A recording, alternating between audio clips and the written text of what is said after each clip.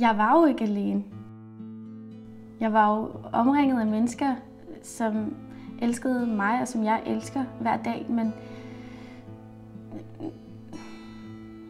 men de forstod mig ikke, og jeg følte, at jeg var helt alene i verden, selvom at jeg gik på en skole med 900 mennesker. Da jeg var 14 år, der døde min far meget pludseligt af en hjerneblødning. Men på det tidspunkt, der galt det for mig i hvert fald bare om at overleve, eller altså komme videre, starte på en frisk. Og det gjorde jeg. Men 2 år efter gav det bagslag. Jeg fik konstateret posttraumatisk stress og angst. Lige da det ramte, der vidste jeg egentlig ikke, hvad det var. Jeg troede bare, det var mine hormoner. Jeg troede bare, at jeg var teenager. Men jeg havde vilde humørsvingninger, og mine venner blev trætte af mig. Og jeg ved ikke, jeg mistede dem jo ikke, men der var en periode, hvor jeg næsten ikke så dem. Fordi jeg ikke kunne overskue det, og de ikke kunne forstå, når jeg lige pludselig gik fra at være rigtig glad til at være rigtig ked af det. Det var enormt angstprovokerende at være mig. Fordi jeg gik rundt med facaderne oppe, og jeg gik ligesom rundt i min egen lille æggeskal og var bange for, at nogen skulle slå hul på den.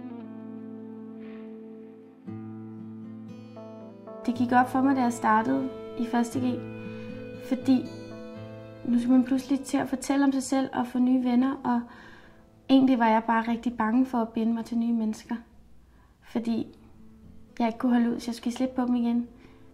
Jeg var bange for, at de nye mennesker, jeg lærte at kende, skulle opdage, at jeg var anderledes på en meget negativ måde. Jeg var bange for, at de skulle opdage, når jeg knækkede sammen, for jeg ville ikke være hende den svage, og hende, der græd og var sur og dårlig humør hele tiden. Jeg ville jo gerne have nye venner, ligesom alle de andre. Og når jeg sad derhjemme på mit værelse og tjekkede Facebook, snakkede med mine veninder om, hvad de lavede, og så, at alle andre havde det helt vildt fedt, og jeg lå bare og kunne ikke overskue noget. Og det tror jeg egentlig stadig, det er der, det rammer mig. Det er svært at sætte ord på ensomheden.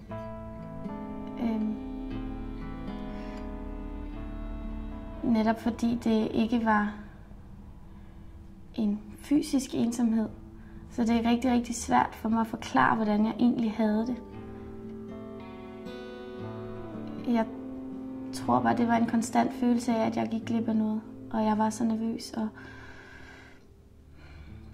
at jeg ikke...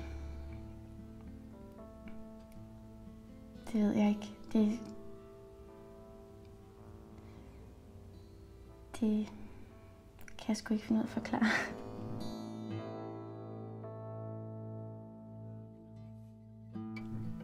Lige nu har jeg det egentlig meget godt.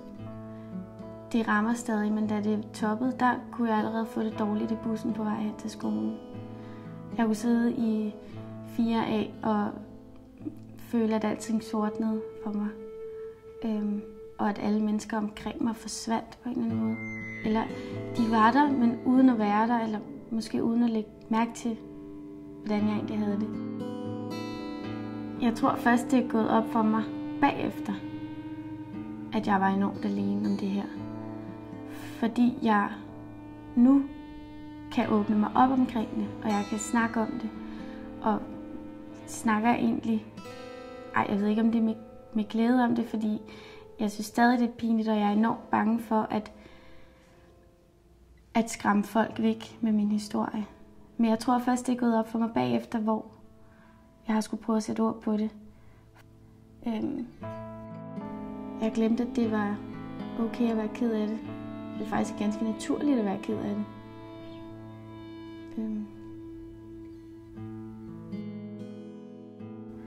Det var i foråret i 9. klasse, og hvert forår, der får jeg lidt tilbagefald. vejret. Det var rigtig godt vejr, da han døde, og så når det bliver rigtig godt forårsvejr, så kan jeg mærke det.